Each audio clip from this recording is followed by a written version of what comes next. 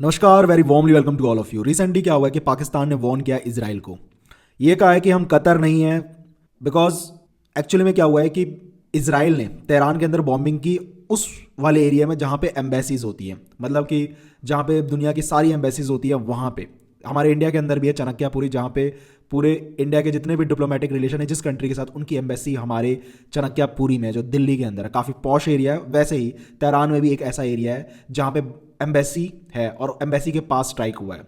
इसी बात पे पाकिस्तान ने कहा है कि we are not Qatar. Actually में कतर का नाम इसलिए ले रहे हैं कि 2025 के अंदर 9 सितंबर 2025 के अंदर इसराइल ने अटैक किया था कतर में, और इसमें क्या हुआ था, मिसाइल स्ट्राइक हुई थी बिल्डिंग के अंदर, और जिसके अंदर 6 लोग मारे गए थे, जिसमें कतर एक सिटीजन भी था जो कि इंटरनल सिक्योरिटी फोर्स का था, और उसने उसका रोल था कि हेल्प करना मीडिएशन इसराइल और हमास में। एक्चुअली में क्या हुआ था कि जो हमास के जो मेंबर्स थे वहाँ पे गैदर्ड हुए थे, इकट्ठा हुए थे और वहाँ पे मीटिंग करने वाले थे। तो इसराइल ने सोचा कि हम हमास के सारे जितने बंदे हैं जो वहाँ मीटिंग कर रहे हैं उनको उड़ा क्यों ना दे। तो इसी बात को लेके पाकिस्तान ने कहा है कि वी आर नॉट कतर, जो कि रिस्पॉन्स नहीं करेंगे। एक्चुअली में उस टाइम कतर ने बिल्कुल भी रिस्पॉन्स नहीं किया था, कोई भी एग्रेशन नहीं दिखाया था इसराइल के अगेंस्ट, उसके जवाबी कार्रवाई कोई नहीं की थी। लेकिन इसी बात पे पाकिस्तान कह रहा है वी आर नॉट कतर और हम जवाबी कार्रवाई करेंगे। अब ये पता नहीं कैसे करेंगे इतनी दूरी पे, क्योंकि देखिए पाकिस्तान के पास F-16 है, जो कि F-16 यूएसए के ही मर्जी के बिना उड़ ही नहीं सकते, और यूएस जो है मेन पार्टनर है इसराइल का, और इसराइल फार सुपीरियर है पाकिस्तान से। पता नहीं कैसे करेंगे पाकिस्तान जवाबी हमला इसराइल के अगेंस्ट, लेकिन ऐसी धमकी दी है। अब सोचेंगे कि यह पाकिस्तान और इसराइल में एक्चुअली में क्या ऐसी सिचुएशन क्यों है। देखिए मैं आपको रियलिटी बताता हूँ कि पाकिस्तान जो है इसराइल को बिल्कुल पसंद नहीं करता। देखिए ये है आर्टिकल यूरेशियन का, जहाँ पे बताया गया कि पाकिस्तान और इसराइल के रिलेशन जो है ना बहुत ही ख़राब रहते हैं।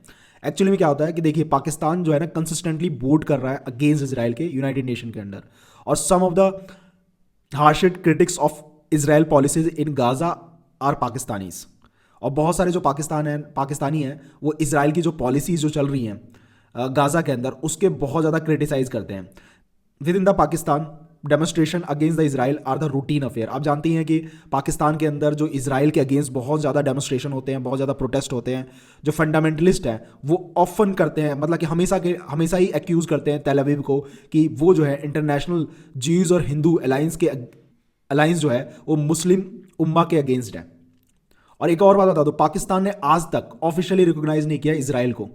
आप देखेंगे जो पाकिस्तान का जो पासपोर्ट है ना, वहाँ पे क्या है कि उस डॉक्यूमेंट में सारे देशों के नाम लिखे हुए हैं। आप उस पासपोर्ट से सारे देश पे जा सकते हैं, लेकिन आप इसराइल नहीं जा सकते।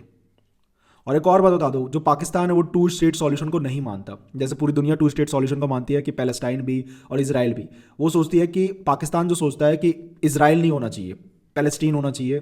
इसराइल का कोई नामो निशान नहीं होना चाहिए, बिकॉज जो पैलेस्टीन है वो पैलेस्टीन पहले से था, और वहाँ पे इनकी जो ज़मीन है, पैलेस्टाइन की ज़मीन है, इसराइलियों ने कब्जा किया है, जो ज्यूज़ ने कब्जा किया है। तो ये आइडियोलॉजिकल डिफरेंस है, इसलिए जो पाकिस्तान जो है इसराइल को बिल्कुल भी नहीं पसंद करता। और इवन दो आप देखेंगे इसलिए पाकिस्तान के अगेंस्ट हमेशा जो है ना इसराइल इंडिया की हमेशा हेल्प करता है। बेसिकली चाइना के अगेंस्ट इंडिया की ना हेल्प करे, लेकिन पाकिस्तान के अगेंस्ट इंडिया की हमेशा हेल्प करता है। आप देखेंगे जो बालाकोट एयर स्ट्राइक किया था इंडिया ने, वहाँ पे जो बॉम्ब यूज़ हुआ था वो स्पाइस 2000 बॉम्ब यूज़ हुआ था, जो कि काफ़ी प्रिसाइज करता है और एक तरीके से बंकर बस्टर बॉम्ब की तरह ही है।